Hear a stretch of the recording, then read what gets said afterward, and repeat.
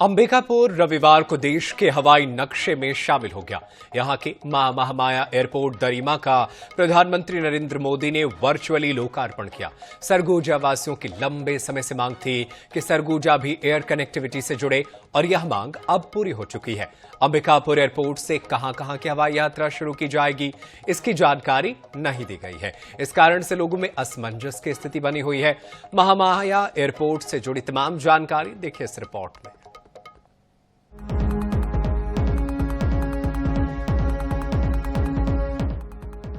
अंबिकापुर स्थित मां महामाया एयरपोर्ट के लोकार्पण के बाद सरगुजा वासी खुश हैं। लोकार्पण के बाद लोगों को उम्मीद है कि सरगुजा में रोजगार के साथ साथ पर्यटकों के लिए नए रास्ते खुलेंगे, साथ ही आर्थिक विकास और निवेश की संभावनाएं भी बढ़ेंगी। लेकिन अंबिकापुर से हवाई यात्रा कब शुरू होगी और किन किन रूटों पर चलेगी, ये तय नहीं हुआ है। लोगों को उम्मीद है कि अंबिकापुर से रायपुर, बनारस और रांची के लिए हवाई सेवा शुरू होगी।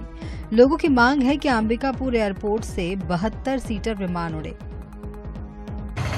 कल मां महामाया एयरपोर्ट अंबिकापुर का यशस्वी प्रधानमंत्री नरेंद्र मोदी जी ने लोकार्पण किया है।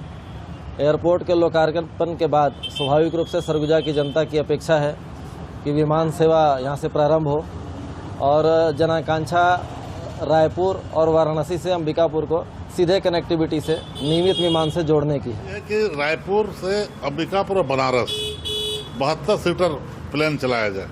अभी जो हल्ला है कि 19 सीटर चलेगा तो 19 सीटर सक्सेस नहीं हो सकता और लोगों में भी ये भय है कि 19 सीटर सिंगल इंजन का होता है और सवारी की कमी नहीं है।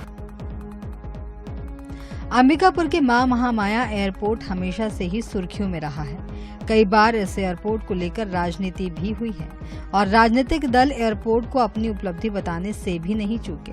कुछ लोग लोकार्पण के बाद हवाई यात्रा शुरू नहीं होने से लोकार्पण को राजनीतिक जुमला बता रहे हैं। देखिए, रायपुर अंबिकापुर की बात और जो फीता कटने वाली बात है, फीता तो ये चौथी बार कट रहा है। इंदिरा गांधी जी काटी थी, फिर डॉक्टर रमन सिंह भी काटे, फिर कुछ काम किए तो भूपेश बघेल भी काटे।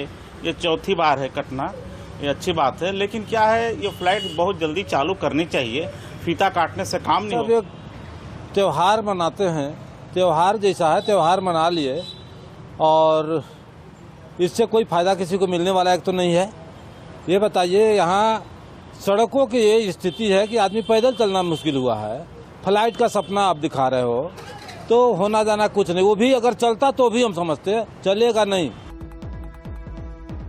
अंबिकापुर विधायक राजेश अग्रवाल का कहना है कि 19 सीटर फ्लाइट 8 से 10 दिन में अंबिकापुर एयरपोर्ट से शुरू हो जाएगी।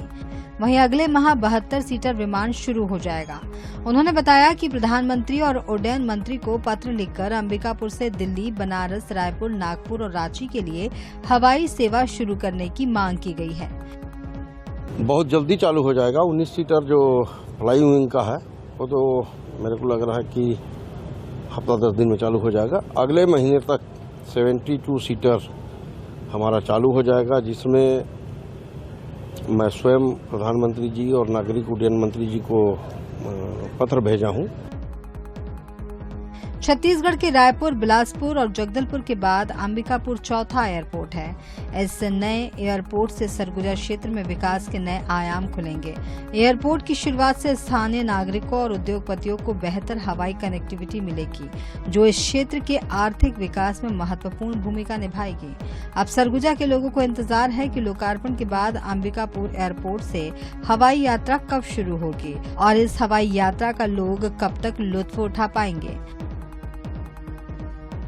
अंबिकापुर से संतोष कश्यप की रिपोर्ट, INS 24/7।